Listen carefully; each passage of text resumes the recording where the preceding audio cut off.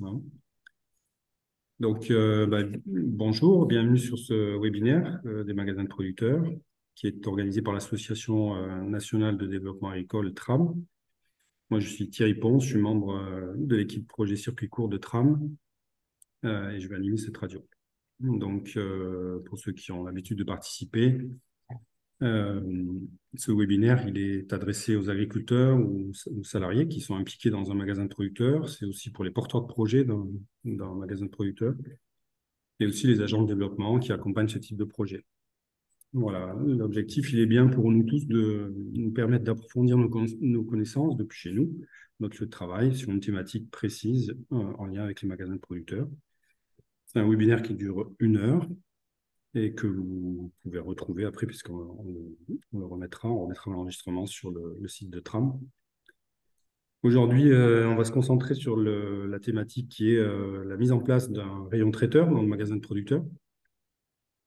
Donc, le but de cette émission, ce sera vraiment de comprendre pourquoi, qu'est-ce qui fait sens dans la mise en place d'un rayon traiteur dans un magasin de producteurs, pourquoi c'est opportun de faire ça. Aussi avoir quelques repères pour ceux qui veulent démarrer leur réflexion ou envisagent de mettre en place un rayon traiteur dans leur magasin.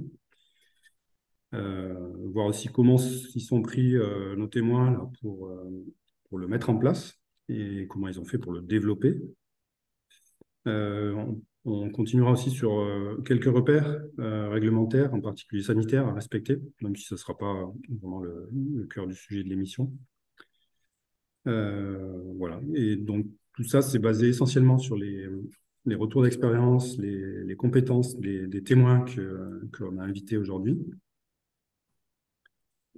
Et donc, je vais leur demander de se présenter peut-être à tour de rôle, sachant que voilà, je ne sais pas si Laurence et Martine sont arrivés. Si vous êtes arrivés, faites signe.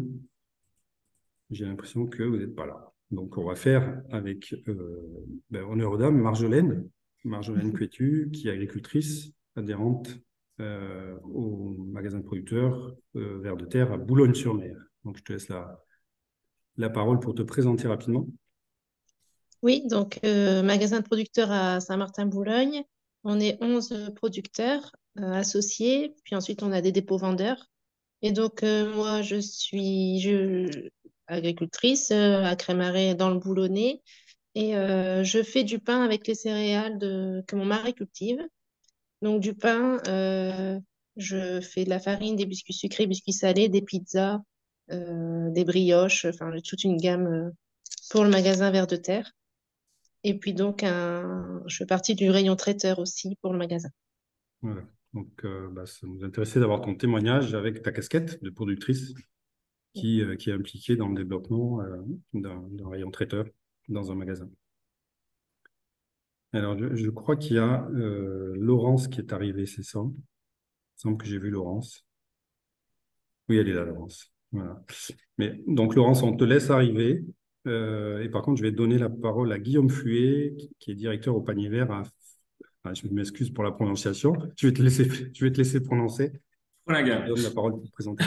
Ouais, donc Guillaume Fluet, directeur de la coopérative agricole au panier vert à Frolinguin, donc, dans le Nord, hein. Donc moi, je ne suis pas agriculteur, je suis salarié de la coopérative. Je suis arrivé maintenant il y a bientôt 17 ans, en 2007, pour la mise en place justement de tout ce qui était atelier de transformation au sein de la coopérative, dont boucherie, mais aussi traiteur. Donc voilà, j'ai un parcours scolaire qui était un bac S général, derrière un BTS agricole en industrie agroalimentaire, que j'ai complété via une école d'ingénieur lycéen, hein. Donc, avec une spécialisation sur la production et derrière un CQP sur la qualité, sécurité, environnement, donc QSE. Voilà, donc peut-être on te rappelle à tes compétences sur l'aspect qualité, hygiène, savoir qu'est-ce qu'il faut faire, ne pas faire, etc. Pas de souci. Alors, on accueille Laurence. Laurence, est-ce que tu nous entends?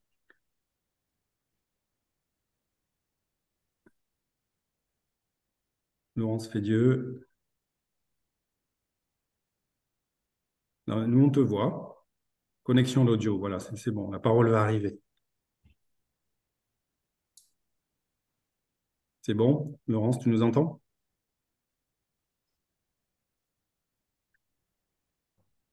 Ah, Laurence ne nous entend pas.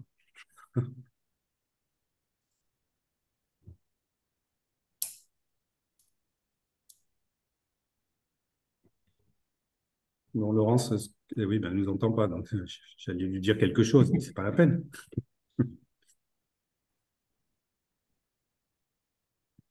Laurence, est-ce que tu nous entends?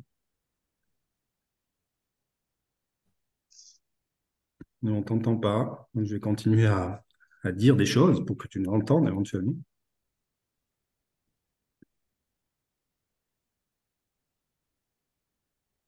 Bon, je pense que Laurence, essaye de nous rejoindre dès que tu peux. On va commencer le questionnement, hein, pour valoriser les expériences de Guillaume et de Marjolaine. Donc, ce que je vous propose, c'est, donc vous avez compris, hein, il y aura un temps de témoignage sur une base de questions qu'on a préparées, et puis après, on se laissera du temps pour répondre aux autres questions des différents participants. Voilà, donc pour une écoute confortable, bah, je vous demande peut-être mais je crois que vous l'avez à peu près tous fait, de couper votre micro, de couper votre caméra aussi. Euh, voilà.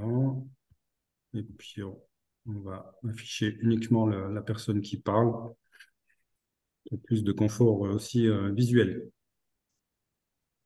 Alors, quand on parle de mise en place de rayons traiteurs au sein d'un magasin de producteurs, il y a les toutes premières questions qui viennent à l'esprit. C'est de comprendre pourquoi est-ce qu'il est peut-être opportun de mettre en place un rayon traiteur dans le magasin. Et du coup, je voulais vous poser la question, moi, qu'est-ce qui a motivé votre magasin de producteur à mettre en place un rayon traiteur? Je ne sais pas qui veut commencer, peut-être Guillaume? Ok. Donc, en fait, ici au Panier Vert, l'initiative a été prise en 2007, hein. En fait, la coopérative existe depuis 1986. À l'époque, c'était dans le corps de ferme de la présidente historique et fondatrice, Madame Cato, et donc c'était de la commercialisation de fruits et légumes simples, produits laitiers et un peu de volaille, quoi, œufs. Et au fur et à mesure des années, ça s'est un peu étoffé. Il y a des producteurs de viande qui étaient arrivés et, pour qui, en fait, ils faisaient faire à façon via un boucher pour récupérer la viande derrière. Et avec les différentes crises sanitaires, vache folle, dioxine, etc., ils se sont dit qu'il y avait peut-être quelque chose à faire et à maîtriser complètement la transformation de ces produits. Et donc, début des années 2000, ils ont commencé à réfléchir à ça.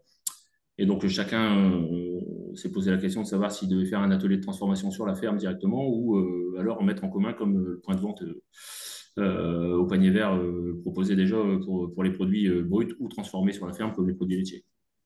Et donc ici, on est sur une terre où on fédère assez facilement et je dirais on a envie de travailler en commun. Et donc la solution des producteurs a été de dire, bah, on va se faire un labo commun pour découper notre viande et puis faire un peu aussi de charcuterie, de transformation, etc.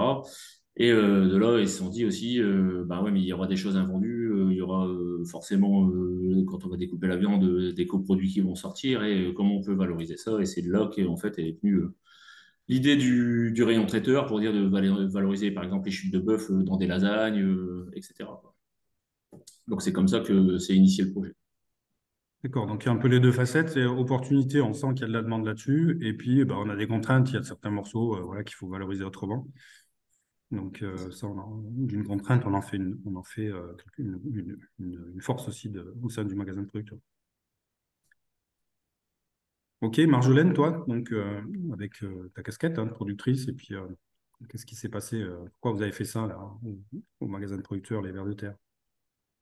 On est parti sur le rayon traiteur c'était une demande des clients d'avoir un peu de plats préparés. On a été à l'écoute des gens et on s'est rendu compte aussi qu'on avait une clientèle âgée, 50, 60, et on n'arrivait pas à avoir des plus jeunes.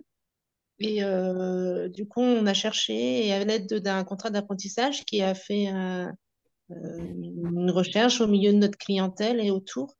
On s'est dit, bah, il manque des plats préparés et il faut essayer de créer un rayon comme ça pour répondre à une clientèle qu'on n'a pas encore. Donc, c'était vraiment pour élargir notre clientèle et aussi dans un souci d'utiliser les invendus, surtout au niveau des légumes, ou quand il y a un surplus de production, euh, d'en faire quelque chose. C'était vraiment ça. Et ouais, voilà, D'accord. Ouais. complément de gamme. Ok. Alors du coup, est-ce que Laurence, c'est bon pour toi? Est-ce que tu nous entends? Est-ce que tu... Voilà. Si tu peux mettre ton micro maintenant pour qu'on puisse t'entendre, toi.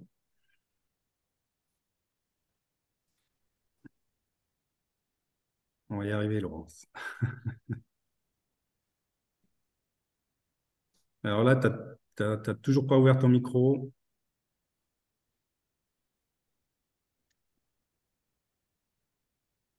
C'est dans Zoom, c'est en bas à gauche. Il y a désactiver le son ou activer le son. Il y a une petite icône avec un micro.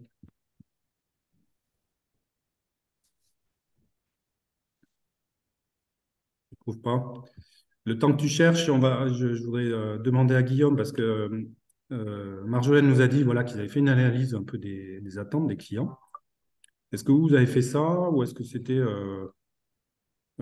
plutôt pour ce que tu disais, pour valoriser certains morceaux, etc.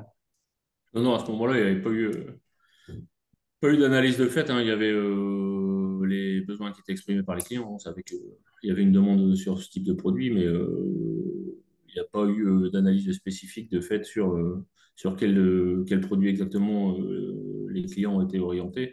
C'est plus parti ouais, du constat qu'il fallait essayer de valoriser au mieux les produits qui étaient à côté, et puis toujours en gardant dans l'esprit que même dans les produits transformés, on va essayer de mettre le maximum d'ingrédients qui est issu des producteurs de la coopérative. On va aller juste acheter le sel, le poivre, les choses qu'on ne produit pas, mais tout ce qu'on peut avoir, on le fait.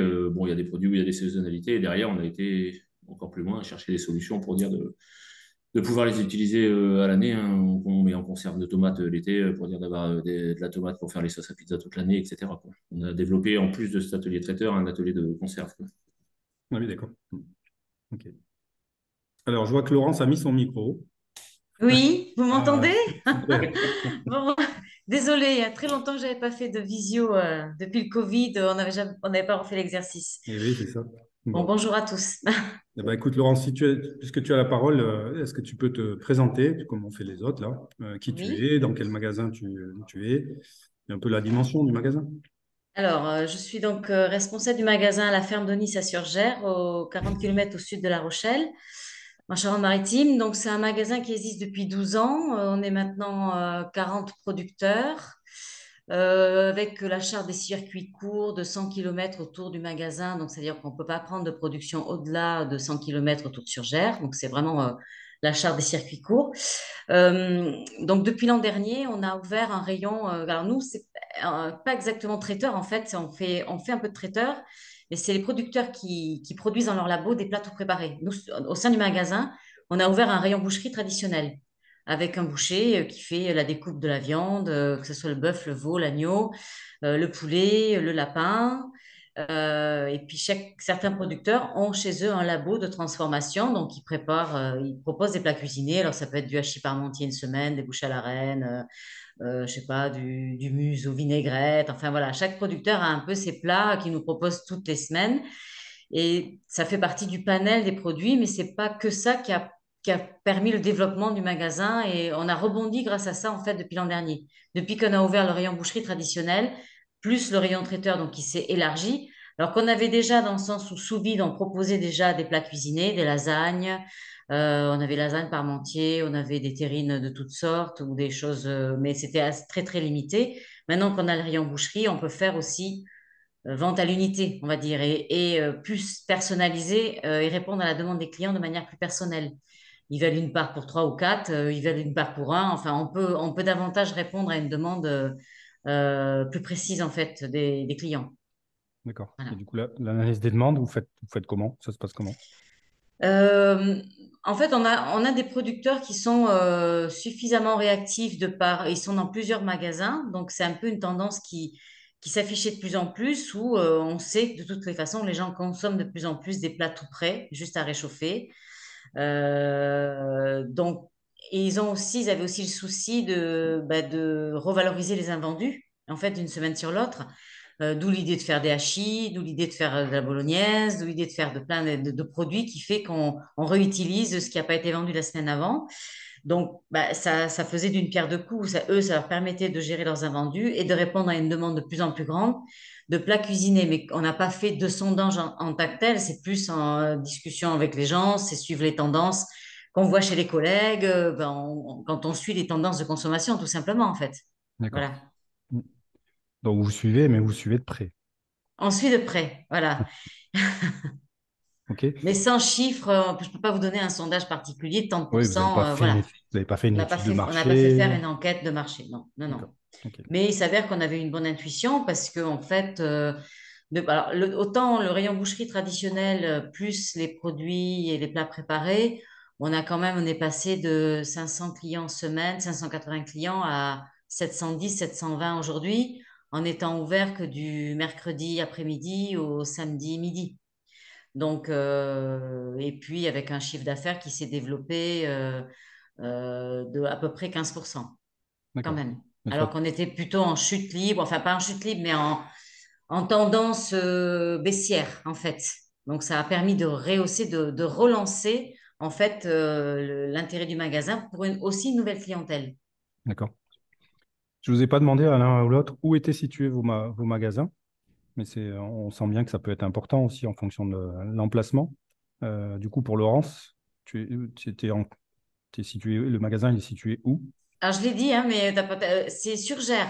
Surgères, c'est 40 kilomètres au sud de La Rochelle, ou 30 kilomètres plutôt au sud de La Rochelle. Donc c'est le nord-est de la Charente-Maritime, quoi. C'est la campagne, c'est le périurbain, c'est la ville? Alors, c'est la campagne, sachant que c'est quand même une ville de 7000, enfin, on va dire 8000 habitants, plus après, on va dire les 26 communes aux alentours qui représentent un vivier à peu près de 30 000 habitants.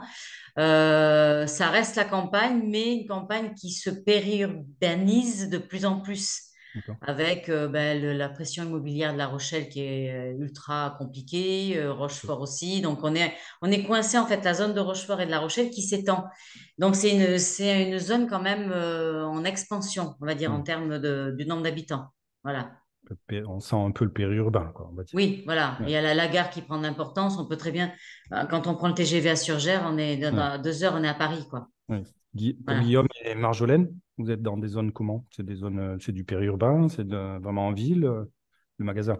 Ah, Donc pour moi, périurbain, avec à côté l'hôpital, la clinique et la grande boutique EDF qui est juste là. donc, pas mal de monde. Ouais, Ok, beaucoup de monde avec besoin de manger rapidement le midi. Ouais. d'accord. Ok. Guillaume? Alors nous, c'est plutôt campagne, Flinguin, hein, c'est une petite commune et le magasin se trouve à un rond-point d'un axe très passant qui mène en fait de Belgique vers Lille. Donc c'est campagne mais très proche de Lille, hein, on est à 10 minutes, 10 minutes, un quart d'heure de Lille quoi. Donc avec des communes aux alentours qui sont plutôt assez grosses, donc un beau bassin de population. Par contre le magasin lui se trouve à un rond-point au milieu des champs avec la ferme fondatrice en face initialement, mais où il y a beaucoup de circulation. Ah oui, un axe Il y a, passant. il y a très peu d'habitations à proximité. Enfin, après, il faut pas aller très loin, hein. Dès qu'on fait 2 kilomètres, il y a un peu de maison, quoi. Mais Ok, ouais, voilà. d'accord. Oui, c'est sûr que l'emplacement peut jouer aussi sur la vitesse de développement de ce rayon-là, quoi, en fonction de la clientèle qu'on peut avoir, quoi. Juste, je voulais vous questionner un peu sur la prise de décision. Comment ça s'est passé au sein du magasin de producteurs? Qui a décidé d'aller mettre en place, développer le rayon traiteur? Eh ben, on va commencer peut-être par Marjolaine. Donc du coup, ça a été un long travail en amont quand même, avec beaucoup de réunions. On fait toujours les réunions avec l'ensemble du groupe, donc les 11 producteurs. Et il fallait une décision collective. Et donc on a eu, mais ça a quand même, on a mis facilement une année avant de se lancer dans le projet. Et donc tout de suite derrière, il fallait réfléchir à une embauche. euh, Parce que nous, producteurs, on n'allait pas faire cette partie traiteur. il fallait vraiment avoir quelqu'un qui sache le faire. Donc, la prise de décision, elle a été là aussi. Il fallait avoir trouvé les personnages avant de mettre en place le rayon. D'accord. Et donc, on a réfléchi à si on faisait plutôt de la prestation ou si on faisait plutôt embaucher des salariés. Et, et donc, du coup, on est parti sur l'embauche de salariés. Qu'est-ce qui a été Et décisif dans cette prise de décision avec le recul? qu'est-ce qui a été décisif? Euh, Nous, il nous fallait vraiment qu'on retrouve un chiffre d'affaires qu'on avait perdu. Et donc, du coup, on est parti là-dessus vraiment pour relancer la boutique, quoi. D'accord. Malgré le fait que, effectivement, vous avez fait le choix d'embaucher quelqu'un en plus. Ouais. Et du coup, Ok, oui, on avait fait une étude avant, une étude financière. Et d'accord. Qui voilà. permettait de cadrer.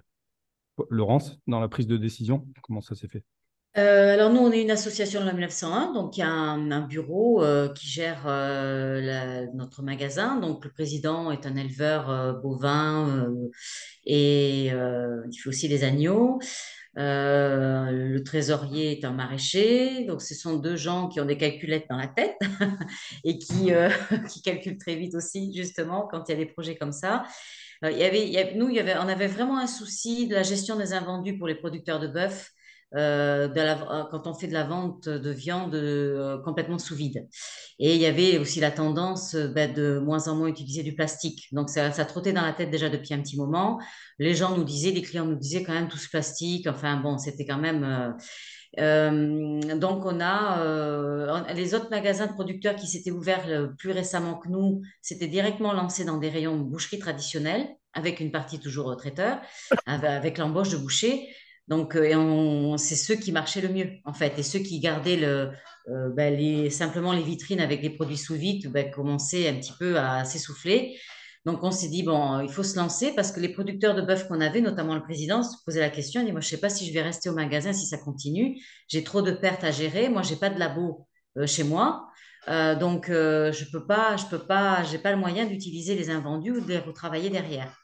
Donc, on a étudié le projet financier, les investissements que ça représentait dans le magasin. On a vu que c'était faisable en termes d'amortissement. Alors, ce qu'il faut dire, c'est qu'on est quand même propriétaire de notre bâtiment et du terrain qu'on a acheté il y a 6 ans. L'association est propriétaire. Ce qui nous permet du coup de faire des aménagements un peu comme l'on veut. On n'est pas tributaire de la vie du propriétaire. Donc ça, c'est quand même un point important, ça n'a pas été un frein. Donc finalement, l'aménagement n'était pas si conséquent que ça. C'était tout à fait en termes d'investissement faisable pour l'association. On s'est lancé tout en sachant qu'effectivement, le souci, c'était de trouver le bon boucher qui voulait bien travailler dans un magasin comme le nôtre. Et on a trouvé, de par le relationnel, hein, tout simplement, c'est par un ami à mon fils, en gros, ça s'est passé comme ça. Donc, il était partant pour le projet, il nous a aidés pour l'installation, pour le choix du matériel, pour tout ce qui n'était pas de notre partie à nous. Donc, ça s'est fait vraiment en collaboration avec lui. Donc, la décision a été prise en Assemblée générale. On a présenté le projet prêt à être validé à l'Assemblée générale avec le financement, le prêt à faire, le personnel qu'on avait trouvé, etc. Ça a été validé à la majorité et donc on s'est lancé. C'était voté en juin et en octobre on ouvrait. Voilà, donc ça a D'accord. été mené avec les artisans locaux qui ont joué le jeu pour le délai et tout ça. Ouais, Mais c'était au départ une décision qui était vraiment liée à l'économique. En fait, les producteurs qui étaient dans nos rayons viande n'auraient pas forcément continué avec nous si on était resté dans une simple distribution sous vide comme on le faisait jusqu'à présent. d'accord. Voilà, donc c'était un Ouais, peu un pari. Et on est bien content de l'avoir fait parce que ça marche comme on avait prévu en tout cas. d'accord. Oui, oui. Voilà. Alors, du coup, ça fait une transition par rapport aux questions suivantes. C'était quand on veut mettre en place un rayon traiteur dans un magasin de producteurs, ça demande quoi comme changement, comme aménagement combien ça coûte, comment on s'organise, enfin, toutes ces questions-là, très pratico-pratiques. Ouais. Peut-être Guillaume? Ouais. Alors, nous, le rayon, donc, comme je le disais tout à l'heure, il s'est mis en route quand on a fait le changement de locaux, hein. On était dans le corps de ferme avant. Et il y a eu justement cette décision de prendre de faire un labo commun entre les différents producteurs. Et donc, et un nouveau magasin un peu plus grand que l'ancienne étable de la ferme, quoi. Et donc, on a juste traversé la route, hein. Le magasin, en fait, on a gardé la même localité. On est venu dans le terrain qui était en face, qui était une Cuma, qui, elle, voulait s'agrandir et donc est partie au bout de la rue aussi. Et donc, on a racheté, la coopérative a racheté le terrain et le bâtiment. On a tout rasé et puis le projet s'est fait. Donc, là, c'était l'administration qui avait réfléchi un peu à tout ce projet. Et bien sûr, il y a une assemblée générale aussi, hein, fonctionnement de coopérative agricole. Voilà. Et donc, dans le projet était donc prévu cette boucherie et charcuterie pour la transformation. Et comme je l'avais dit, donc, pour valoriser les invendus, etc., était prévu de faire du traiteur aussi. Donc, c'est un projet global qui avait été défini à la base, hein, avec un magasin de 250 mètres carrés et un laboratoire de transformation de près de 400 mètres carrés. Pour intégrer toutes ces transformations et stockages, donc boucherie, charcuterie, plats préparés, charcuterie sèche aussi. Euh, et donc, au terme d'investissement, bon, c'était un global, hein. À l'époque, le magasin plus le premier labo, c'était 1 500 000 euros d'investissement D'accord. qui ont été faits. Ça, c'était en 2006. Et en 2011, on a ragrandi parce qu'on se trouvait déjà trop petit. Surtout au niveau transformation, on a remis 50 mètres carrés au magasin, mais on a doublé, plus que doublé, on a remis 500 mètres carrés de surface de transfo et de stockage parce que c'était trop petit. Et là, on est dans un projet d'agrandissement, encore une fois, qui doit démarrer là, au début d'année prochaine. Enfin, on aurait déjà dû D'accord. démarrer, on prend un peu de retard. Où on va se mettre au taquet des possibilités parce qu'aujourd'hui, avec toutes les transformations qu'on fait, en plus avec la cuisine, etc., le traiteur a de plus en plus de mal à avoir de la place et du temps pour travailler dans sa cuisine, quoi. Donc, donc là, on a encore un projet d'agrandissement et du magasin et du laboratoire de transformation. D'accord. Bon, vous aviez un grand terrain au départ, peut-être. Ça aide. Bon, on a racheté entre deux. On a racheté ce qu'il y avait encore à côté, quoi, mais Ok. voilà. Ok. Merci pour ton témoignage. Marjolaine, comment, en termes d'investissement, changement au sein du magasin, comment ça s'est passé? Donc nous, on avait la chance d'avoir une grande réserve. On a un magasin d'environ 150 mètres carrés et à l'arrière, vraiment une grande réserve qui, au départ, il y avait juste des chambres froides pour la viande, les légumes, une plonge, mais on avait encore bien de la place pour installer tout ce qu'il faut pour faire une cuisine pour le traiteur. Et donc, du coup, on a investi environ 60 000 euros pour mettre des parois, pour mettre un four, frigo, cellule de refroidissement, des tables, du matériel pour éplucher les légumes, etc. Et donc, ouais, voilà, 60 000 euros environ pour, euh, pour les frais D'accord. Ça, c'était à l'arrière, mais dans le magasin, du coup, t'as le détail de. Dans le magasin, en fait, on est venu remplir les rayons qui étaient déjà existants. D'accord. On a rien fait de supplémentaire. Vous n'avez pas fait un rayon, enfin, vous avez rien modifié dans l'aménagement du magasin. Non, on a poussé les autres produits. Ah, vous avez poussé les Et autres. voilà. Avant, on avait des lignées, comment dire, des saucisses dans des grands plats et ensuite on a réduit la taille des plats et voilà. Et du coup, ça nous a laissé de la place pour mettre la partie traiteur et ça n'a pas baissé les ventes du reste pour autant. D'accord. Dans l'emplacement du rayon traiteur au sein du magasin de producteur, est-ce que vous avez des retours d'expérience ou des conseils peut-être à donner aux autres? Il en faut en service arrière à servir et il en faut aussi en libre service parce qu'il y a des gens qui n'ont pas le temps et qui veulent pas attendre ni poser la question de savoir ce qu'ils veulent et du coup ouais, il faut vraiment en voir des deux côtés pour nous en Mm. tout cas. D'accord. Laurence, comment vous faites ou comment vous mettez ça en place là, dans le magasin? En fait, on avait, comment dire, quand on avait déjà pensé l'aménagement du magasin il y a 6 ans, on a déjà prévu une extension pour éventuellement faire un jour un atelier. Donc, pour l'instant, on n'a pas utilisé cet espace-là. On a fait avec l'existant pour faire un labo pour le boucher, en fait, pour qu'il puisse découper les morceaux. Mais après, dans la partie traiteur qui est dans le rayon boucherie traditionnelle, ça reste du service arrière et c'est quasiment. Alors, on a gardé l'emplacement qu'on avait au départ, presque à l'entrée du magasin, en fait. pour que ça reste, on va dire, le premier choix quand les gens arrivent, ils voient le rayon boucherie avec la partie traiteur. Mais on a gardé aussi une partie en libre service, ce que disait, c'est important aussi, en place sous vide pour les gens effectivement qui sont pressés.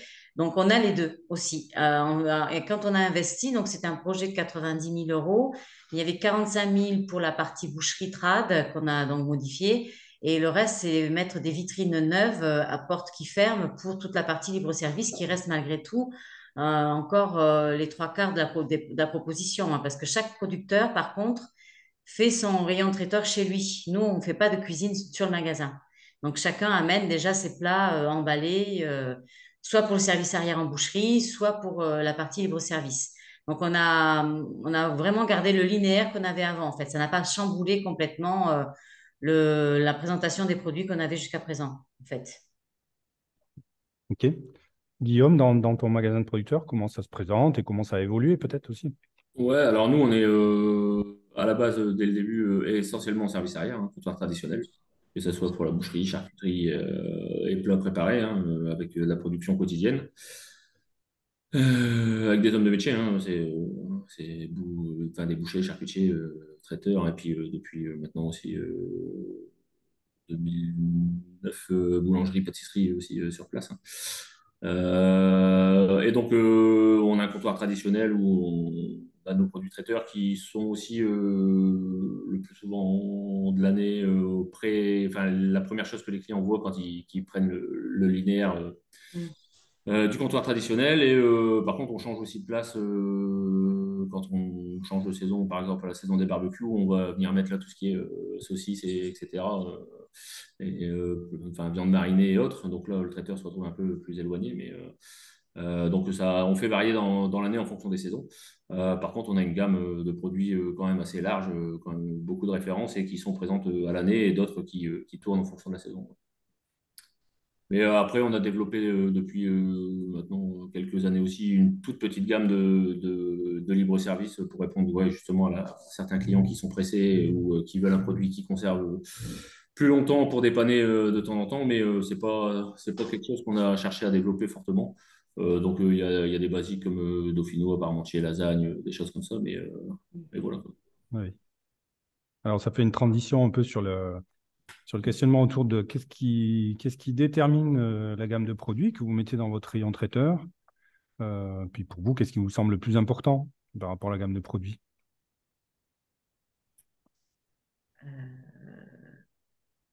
Laurence, peut-être? C'est-à-dire, qu'est-ce que Bah, le plus important? qu'est-ce qui guide vos choix sur la gamme de produits, sur ce que vous proposez? On a vu que Guillaume proposait des choses un peu saisonnières. Oui, ben, en fait, nous, le producteur reste maître de ce qu'il propose aux clients. Donc, effectivement, c'est en fonction des produits de saison qu'il a. Par exemple, ben, l'été, il y aura des tomates farcies ou des courgettes farcies. L'hiver, des endives au jambon.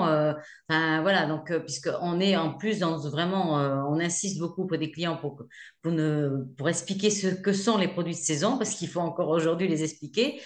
Donc, comme le producteur de porc, par exemple, travaillera avec le maraîcher du magasin pour aussi voir les produits qu'il peut avoir en quantité suffisante pour qu'il puisse faire suffisamment de plats. Donc, c'est un peu entre eux qui décident du plat de saison. On a chaque semaine le plat de la semaine, mais qui peut durer. Là, en ce moment, on a recommencé la choucroute, par exemple, pour la partie traiteur. Parce que c'est la saison. Et puis, bah, arrivé plus pour Noël, il y aura des choses de type du boudin blanc au foie gras, voilà, des choses comme ça. Donc, c'est en fonction de la saison et aussi des produits ben, qu'ils auront à réutiliser parce que le but, ça reste toujours quand même de valoriser les invendus Oui. pour éviter le gaspillage. Hein. Et alors, c'est vrai qu'on s'est posé la question, on se pose encore la question aujourd'hui, peut-être qu'on va le mettre en place, ça fait partie peut-être des projets futurs, de peut-être faire un food truck aussi de plats comme ça qu'on peut proposer à l'entrée du magasin pour toujours éviter le gaspillage en fait. Ça fait partie des choses qu'on a aussi en réflexion. D'accord. Mais bon, pour l'instant, c'est pas encore. Voilà, On y reviendra peut-être tout à l'heure sur les perspectives un peu voilà, d'avenir. c'est ça.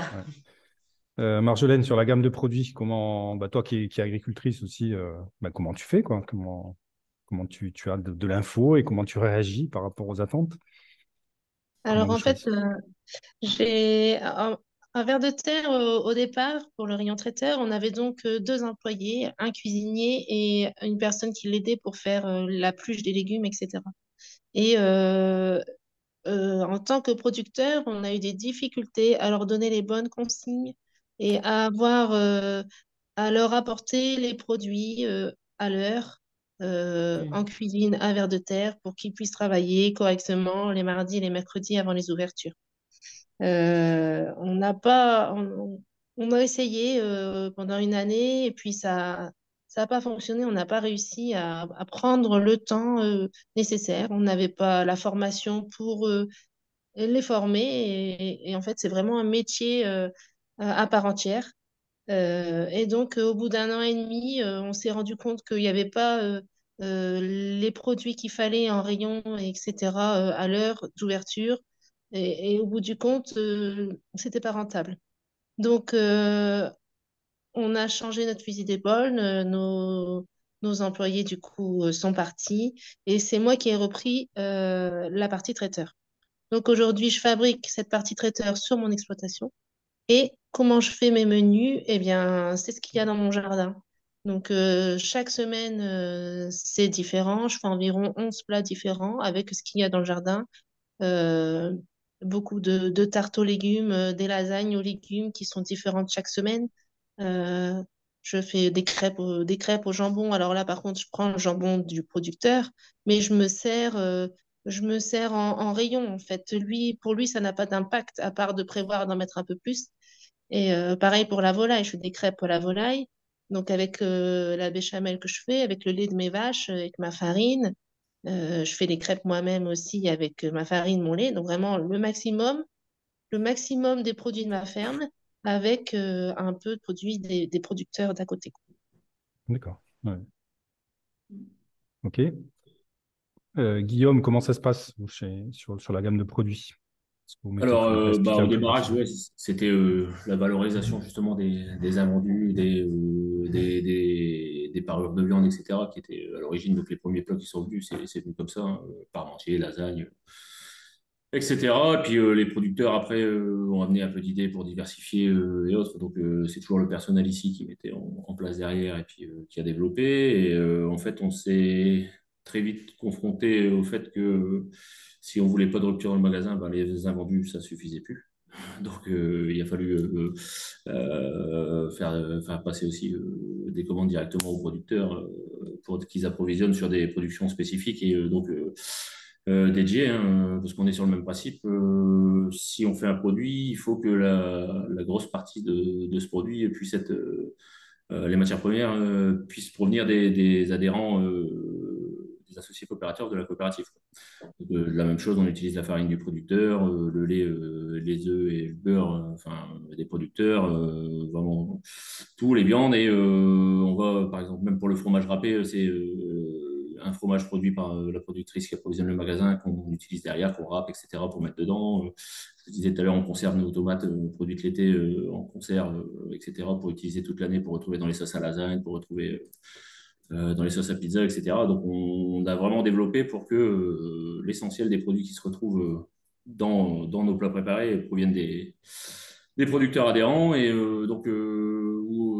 hier, c'était la surproduction de tomates qui venait au début du producteur pour conserver. Aujourd'hui, on a dû faire entrer un autre producteur pour produire les tomates qu'on transforme, une dizaine de tonnes l'été, qu'on transforme pour conserver et pour commercialiser auprès des clients. D'accord. Voilà, et donc aujourd'hui, par contre, sur la partie développement et nouveaux produits, donc le personnel est forcément associé et on a une commission innovation en fait qui est composée de salariés et d'adhérents qui sont proactifs pour dire de développer des nouveaux produits. Est-ce que ça on peut le faire? Est-ce qu'on trouve ça chez le producteur? Est-ce qu'il y aura des quantités suffisantes? Et on y va quoi. D'accord. Et, Donc, il y a une analyse qui est faite en interne de faisabilité, quoi, à chaque fois c'est aussi. ça, ouais. Avec un coût de revient derrière qui est calculé, etc. Sur le principe de fonctionnement de la coopérative aussi, donc chaque associé coopérateur, tous les ans, doit remettre un contrat d'engagement avec la coopérative de ce qu'il va pouvoir apporter. Donc on sait estimer, nous, on leur donne des informations sur les besoins qu'on aura sur les types de production et eux, derrière, répondre s'ils peuvent s'engager ou s'il faut qu'on trouve un nouveau producteur ou un producteur qui est déjà présent qui veut bien compléter celui-là ne peut pas le faire parce qu'on a pour principe de ne pas avoir de concurrence entre les producteurs, quoi. Il n'y aura pas deux producteurs de salade qui vont se retrouver en même temps dans le magasin. Il y en a un, si jamais il y aurait une avarie, un autre peut prendre le relais, mais on ne fait pas de concurrence, quoi. Donc, à D'accord. part s'il y a un problème d'approvisionnement en termes de quantité, quoi. Oui. Marjolaine et Laurence, comment ça se passe dans vos magasins de producteurs, là, justement, cet aller-retour entre les besoins, l'anticipation des besoins sur le magasin de producteurs et les engagements des producteurs? Ben, ça fait partie une grande partie de mon travail de responsable de magasin, de gérer un peu les stocks, de dire, ben, par exemple, on ouvre le mercredi à 14 heures, donc mettons que les plats de la semaine de chacun des producteurs est de tel ou tel, voilà, et je vois en fonction du jeudi ce qui reste, et je dis, est-ce que tu peux m'en apporter d'autres, est-ce que tu peux en refabriquer, donc, bah, des fois c'est oui, des fois c'est non. Voilà. Et on essaie, c'est un peu, je dirais peut-être le plus difficile, hein, justement, la gestion des besoins, parce qu'en fait, bah, des fois c'est un peu aléatoire. Il prévoit une quantité, et puis ben, des fois c'est pas assez, des fois c'est trop. Donc, on essaie de réajuster, surtout que là, avec un an d'existence, bon, on commence quand même à avoir une certaine habitude, mais on n'a peut-être pas encore suffisamment de recul justement pour anticiper les quantités qu'il y a de nécessaires. Donc, ben, c'est régulièrement que certains produits, ben, en fin de semaine, on en manque. Donc, ben, on fait en sorte de conseiller les clients pour qu'ils se rabattent sur autre chose, mais c'est pas toujours évident parce qu'en plus, on a quand même des producteurs. Bon, certains ont des gros labos, hein, notamment le producteur de porc, il fournit quand même presque 10 magasins à lui tout seul. Donc, il faut qu'il répartisse en fonction des 10. Certains ont des rayons traiteurs et d'autres n'ont pas, mais ben, arrivé en fin de semaine, quand il a tout distribué, il ne refabrique pas, hein. Tout le monde fabrique en début de semaine, en fait, hein. Donc, ben, en fin de semaine, il faut gérer la pénurie. C'est pas toujours. Voilà, bon, on y arrive, hein, mais et puis les clients comprennent. De toute façon, ils savent qu'on n'est pas des industriels non plus et qu'à un moment donné, ben, quand il y a plus, quoi. Voilà. Oui. Donc, Et puis vous avez juste un an d'ancienneté, donc pas encore forcément beaucoup de repères. avec le rayon, voilà, comme ça, oui, pas, on n'a pas encore suffisamment de recul pour savoir les quantités nécessaires. Mais bon, après, quand le producteur de volaille n'a plus de parmentier, ben, c'est possible, celui de porc en a. Enfin, bon, il se complète comme ça peut arriver qu'on arrive à compléter quand même. Mais en fin de semaine, quand on regarde le rayon à l'ouverture du mercredi à 14 heures et quand on le regarde le samedi, il n'a pas la même gueule, quoi. C'est Ouais. vraiment. Bon, Bon. vaut mieux venir le mercredi alors. Voilà, vaut mieux venir le mercredi, mais les clients le savent, hein. Tous ceux qui peuvent arriver à l'ouverture, ils ont plus de Ouais. choix en tout cas. Ok. Voilà. Marjolaine, dans ton magasin, comment ça se passe, la régulation entre les besoins et puis ce que proposent les producteurs? Bah, en fait, on a chaque jour les stocks de magasins. Chaque jour, on sait ce qui a été vendu, etc.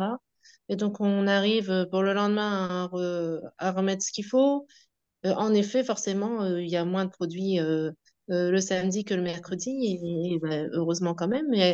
Et par contre, on fait beaucoup de réservations aussi pour Mm. les fins de semaine. Les gens savent très bien qu'on a moins de produits, mais du coup, ils prévoient et réservent de semaine en semaine. Oui. S'ils viennent tous les samedis, on sait qu'on a leur commande, et puis voilà, comme ça, ils sont sûrs d'avoir ce qu'ils veulent.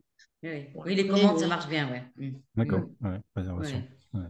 Ouais. Mm. Alors, tout à l'heure, Guillaume nous disait, voilà, on essaie d'utiliser au maximum toutes les productions qu'il y a présentes dans le magasin de producteurs. Du coup, moi, ça me renvoie aux questions qu'on peut se poser en matière de communication. Qu'est-ce que vous faites de spécifique pour le rayon traiteur en matière de communication? Qu'est-ce que vous renvoyez aux clients? Ben, moi, je fais des publications toutes les semaines sur Facebook et Insta. Voilà, après, il y a un tableau à l'entrée du magasin où on a un petit peu les nouveautés de la semaine ou ce qui est proposé dans la semaine, mais pas que du rayon traiteur, hein, de l'ensemble du magasin, parce que ça peut être la semaine où les épinards reviennent ou les haricots verts. Enfin, voilà. Donc, on essaie de tourner pour pas non plus justement que ça tourne qu'autour, en termes de communication, qu'autour du rayon trad et traiteur, parce qu'il y a aussi quand même les autres. On est 40 producteurs, donc il y a aussi plein d'autres choses. Donc, et puis ben, après, c'est plus des annonces aussi aux clients de semaine en semaine. Ils savent un peu l'habitude des dents. Le boucher dira, ben, la semaine prochaine, on aura telle ou telle chose. Là, enfin voilà, la communication directe au client, elle est de ces ordres-là, quoi. Voilà. D'accord, ok. Guillaume, comment ça se passe, vous, en termes de communication? Bah, on fait pas non plus de communication spécifique sur les produits traiteurs, hein. Pareil, on a tellement une gamme de produits large et puis aussi 27 producteurs adhérents à la coopérative, quoi. Mais par contre, enfin, maintenant, depuis le temps qu'on a ce rayon, on communique sur le fait maison, sur la traçabilité des ingrédients qu'il y a à l'intérieur, hein. On indiquant bien la provenance auprès de nos producteurs, hein, donc, qui sont forcément locaux. Les statuts de la coopérative imposent que l'adhérent soit dans le Nord-Pas-de-Calais. Et l'essentiel des producteurs aujourd'hui se trouve à 15 km autour de Pignon, quoi. Après, on en a quelques-uns sur des productions un peu plus spécifiques qui se retrouvent un peu plus éloignées, le fromage de chèvre, le miel, quoi, par exemple. Mais sinon, l'essentiel est vraiment assez proche. Et en termes de communication, ça, et on fait une porte ouverte tous les ans, durant laquelle, en fait, on fait visiter nos labos de transformation. Et donc, où là, on Oui. profite justement de bien communiquer sur nos façons de faire et de montrer ce qu'on utilise comme outil et aussi le personnel présent, etc., pour faire toutes les transformations, quoi. D'accord. Mais pareil, le personnel a un rôle important sur la communication, là, comme nous disait Laurence, on se dit, ah, tiens, la semaine prochaine, je vais vous proposer ça. Mm. Bah, sur le principe, c'est vrai qu'ici, on a une équipe de vente et une équipe de transfo, donc le personnel qui est à la transformation ne se retrouve jamais vraiment en contact avec le client, quoi. Donc il y a des relais qui est fait par l'équipe de vente, hein. Le relais est fait, mais il n'y a pas spécifiquement de communication sur ce qu'il va y avoir la semaine suivante parce qu'on est arrivé aujourd'hui plus à un point où, en fait, à part les produits de saisonnalité qui reviennent comme là, le boudin blanc qui arrive maintenant, etc. Mais sinon, le reste, on a une gamme qui est là présente toute l'année et tous les jours, quoi. Mm. Aujourd'hui, c'est l'équipe de vente, donc le responsable du magasin, qui exprime ses besoins quotidiennement auprès de l'équipe de production pour approvisionner le magasin, quoi. Nous, on a des lasagnes ou des vol au vent ou des ficelles, etc., applicables, enfin, en permanence présents dans le magasin. Il y a pas de rupture, quoi. D'accord. Ouais. Oui, mais par contre, il y a toujours une bonne communication entre les deux, entre ceux qui C'est ça. produisent et ceux qui vendent, quoi. Ouais. Ouais. Ok. Marjolaine, oui, Marjolaine, pardon. Du Comment ça se Bah, passe? nous, on met le menu du rayon traiteur chaque semaine affiché dans le magasin et ensuite on fait du Facebook. On fait aussi un flyer, mais qui là reprend le traiteur et le reste du magasin au moment de Noël. Et pareil, on fait aussi de la radio, mais c'est plus général. C'est pour tous les produits, quoi. Mm. Oui, d'accord. Alors, en matière de communication, qu'est-ce que vous faites en matière de prix? Comment vous communiquez sur vos prix? Pour le rayon traiteur, hein, toujours. Est-ce que vous faites une chose particulière ou pas? Bah, déjà, ils sont affichés dans les rayons, ça c'est obligatoire. On met sur l'ardoise du jour bah, le prix au kilo du plat. Mais par contre, sur Facebook et Insta, on a gardé l'habitude de ne pas afficher les prix. En fait, on met une jolie photo, un commentaire, un texte, soit sur la recette, soit sur qui l'a produit, de quel endroit ça vient, etc. Parce que bah, surtout il y a quelques années sur Facebook, on se prenait souvent des réflexions, c'est trop cher, alors il fallait toujours expliquer bah, que le calcul entre le coût de revient pour que le producteur gagne sa vie, etc. Bon, au bout d'un moment, bon, on s'est dit, voilà. Sauf des fois quand il y a des promos parce qu'il y a quelque chose qu'il faut écouler et que c'est la saison qui se termine, faut que ça parte. Ça peut arriver qu'on communique sur les prix, mais pas forcément sur le rayon traiteur. Il n'y a pas besoin en fait sur le rayon traiteur parce que en fait souvent. Pardon, nous souvent en fin de semaine on manque de produits, donc on communique pas Oui, trop parce qu'après on se dit on n'en aura pas assez pour finir la semaine. C'est plus on communiquera plus sur les prix quand il y a quelque chose qu'il faut qu'il parte. Quand il y a des promos, par exemple, ça peut d'accord. arriver. Ouais. Mais après, ben là, on a aussi fait un flyer 4 pages là, pour les fêtes de fin d'année, où là, par contre, il y a tous les prix d'affichés parce que ça va être distribué aux clients pour qu'ils fassent leur choix, qu'ils fassent leur commande. Ils savent ben, combien le chapon farci sera au kilo, etc. Mais c'est la seule fois de l'année, finalement, où on fournit un document avec l'ensemble de la liste des produits et les prix en face. Le reste de l'année, c'est pas forcément. Il faut venir au magasin pour connaître les prix, quoi. D'accord. Ouais. Voilà. Guillaume, sur les prix, vous communiquez quelque chose en particulier? Bon, on est sur le même schéma, quoi. Non, on communique pas vraiment vers l'extérieur sur les prix, hein, que ce soit sur les réseaux sociaux Mm. ou autres. Les prix sont communiquer de la même façon sur le triptyque qu'on peut faire pour les fêtes de fin d'année, hein. Mais sinon, à part ça, non, Oui. Pas de communication spécifique sur les prix. D'accord. Alors moi, juste en tant que consommateur, moi, des fois, je recherche le prix à la portion. Et j'ai remarqué que dans les magasins de producteurs, le prix à la portion, il n'était pas forcément affiché. Donc, qu'est-ce que vous faites pour répondre à ce besoin? Vous le faites, affiché à la portion? On met le prix au kilo parce que c'est obligatoire. On respecte la réglementation, on va dire, par rapport à ça. Mais le prix à la portion, alors ça dépendra quand c'est un produit très cher. Par exemple, pour la truffe noire. Ben, forcément, on affiche 1 000 € le kilo. Bon, ça fait tout de suite peur. Donc, on met, exemple, en dessous, 35 grammes, ça fera tant. Ou le beurre truffé, 35 grammes, ça reviendra entre 5 et 6 € la portion, quoi. Voilà. Mais pour des petites choses comme ça, parce que le prix au kilo est très élevé, mais après, pour le reste, c'est marqué sur la portion. Mais quand c'est vendu à la portion, c'est marqué dessus, quoi, quand c'est en libre-service. D'accord. Après, effectivement, au rayon traiteur servi par le boucher, des fois, je leur dis aux garçons, vous avez un peu la main lourde parce qu'ils ont tendance à bien remplir la barquette et ça fera une portion un peu plus peut-être importante que ce que la personne s'y attendait, quoi. Mais oui, c'est vrai que ce que vous dites, c'est pas forcément affiché, ouais. Le prix à la part, quoi. Bon. Marjolaine, vous faites quelque chose, vous? Chez nous, on vend par exemple les tartes aux légumes, on va les vendre en entière ou à la part. Donc, du coup, c'est Ah oui. noté les deux. Mm. Noter les deux prix. Ok. Ouais. Alors, je voulais vous questionner un peu sur est-ce que vous vous grattez la tête là pour répondre un peu à la diversité des attentes des consommateurs en fonction des profils? J'avais vu ça là dans une étude qui avait été faite entre les télétravailleurs, le public jeune, le public plutôt senior, etc., les étudiants. Alors, ça dépend un peu effectivement de l'implantation du magasin de producteur, mais est-ce que vous avez une réflexion là-dessus pour adapter votre offre vraiment en fonction de ces différents profils ou pas? Euh, Pas évident, en fait, parce que je sais pas si c'est une question d'âge, finalement. C'est une question d'habitude de consommation. Et aujourd'hui, nous, on a la clientèle jeune avec des jeunes enfants bon, qui viennent à la sortie de l'école, par exemple, ou le mercredi après-midi après les activités.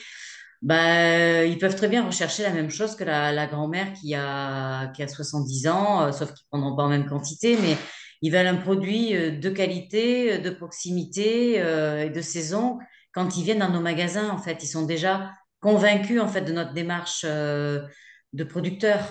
Et de plus en plus, moi je trouve quand même on a une clientèle qui se rajeunit. Alors c'est pas forcément lié au fait qu'on ait rajouté du traiteur ou de la boucherie trad, en partie, mais c'est aussi parce qu'on a ouvert une demi-journée de plus. On a ouvert le mercredi après-midi et le jeudi matin.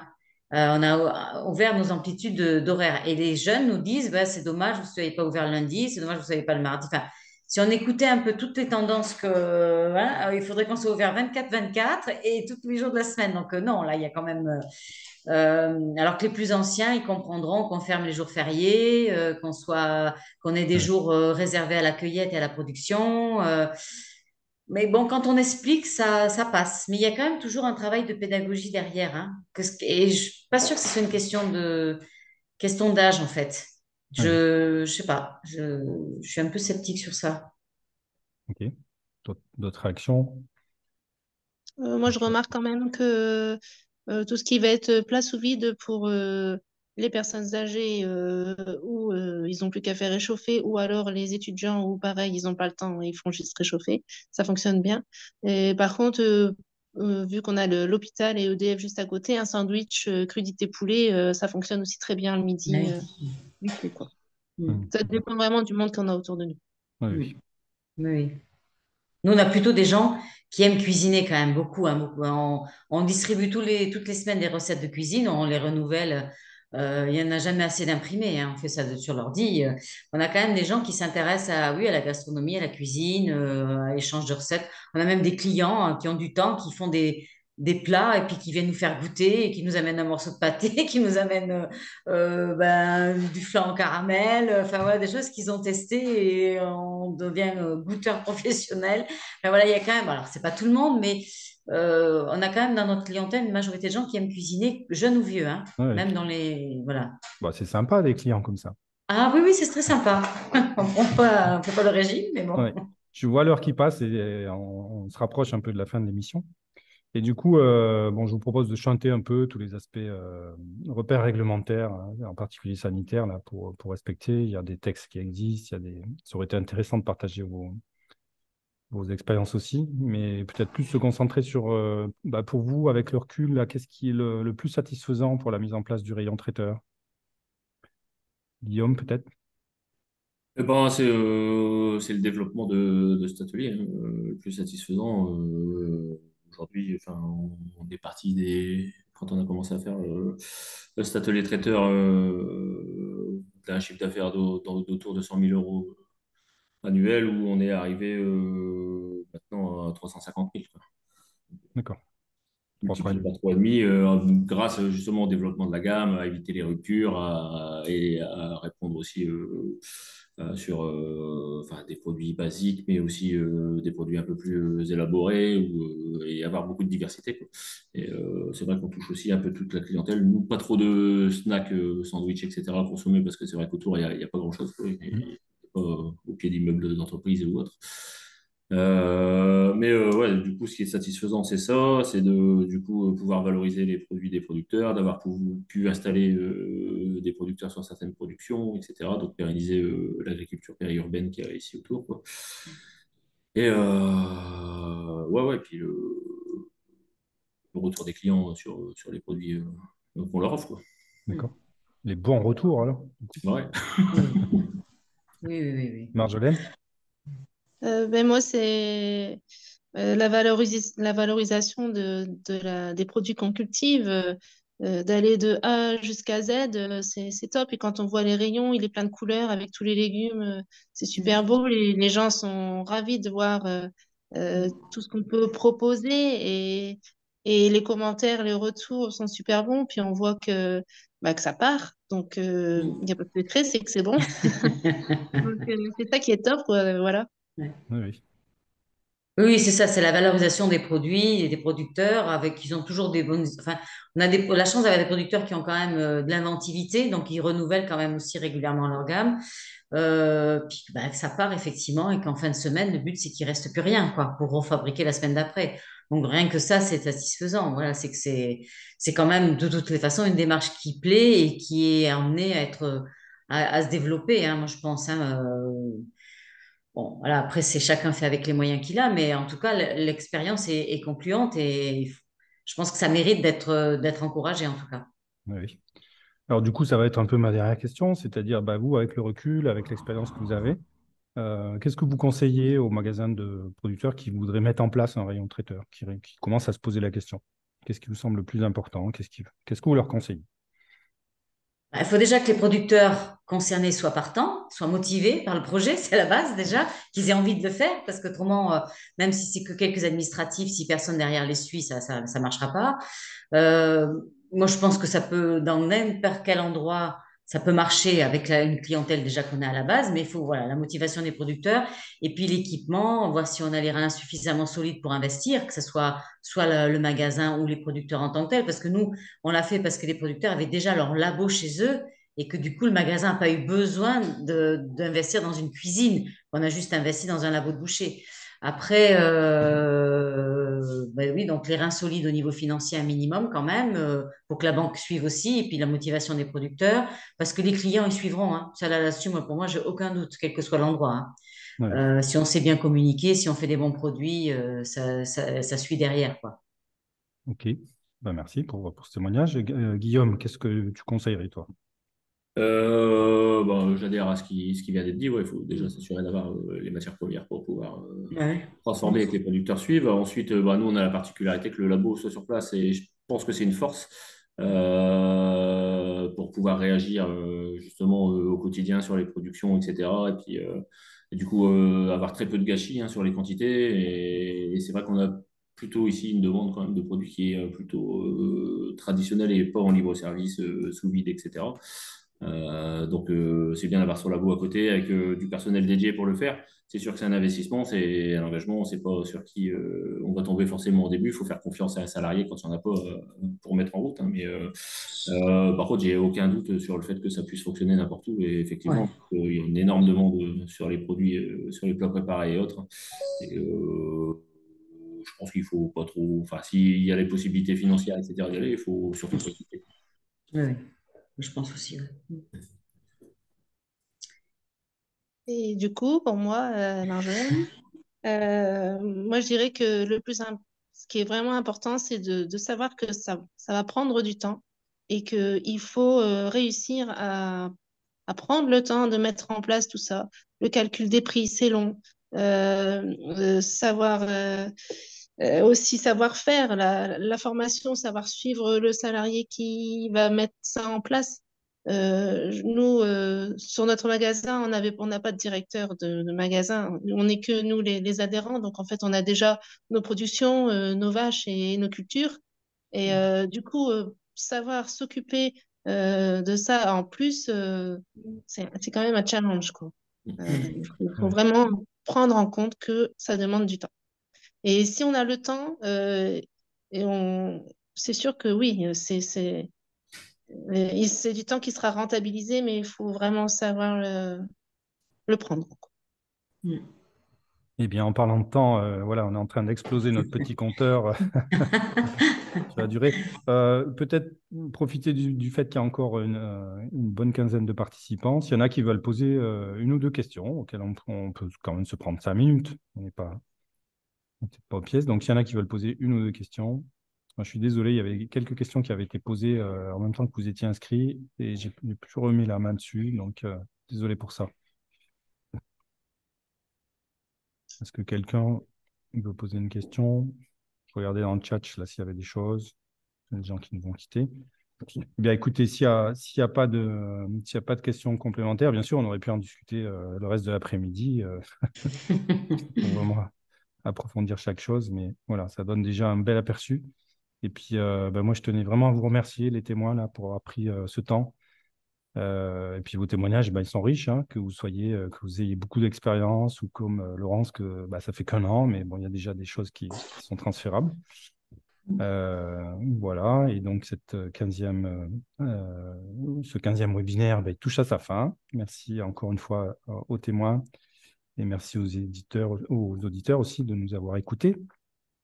Et vous pourrez retrouver le compte-rendu, l'ensemble de l'émission sur le site internet de Tram, donc c'est www.tram.org. Voilà, vous retrouvez aussi les autres émissions qui ont été enregistrées avant. Et juste pour vous dire que cette radio a été réalisée avec l'appui des membres de l'équipe projet circuit court de Tram, et en particulier Pauline Mendes, qui est sur toute la partie logistique. Et puis voilà, maintenant il nous reste à nous dire au revoir, mais vous nous avez mis en appétit là avec tout ça. Ah ben voilà, il faut faire le tour des magasins en France maintenant. Hein. Voilà, c'est vraiment l'envie qu'on a d'aller découvrir tous ces bons produits. Eh bien, on vous souhaite une bonne après-midi. Et puis,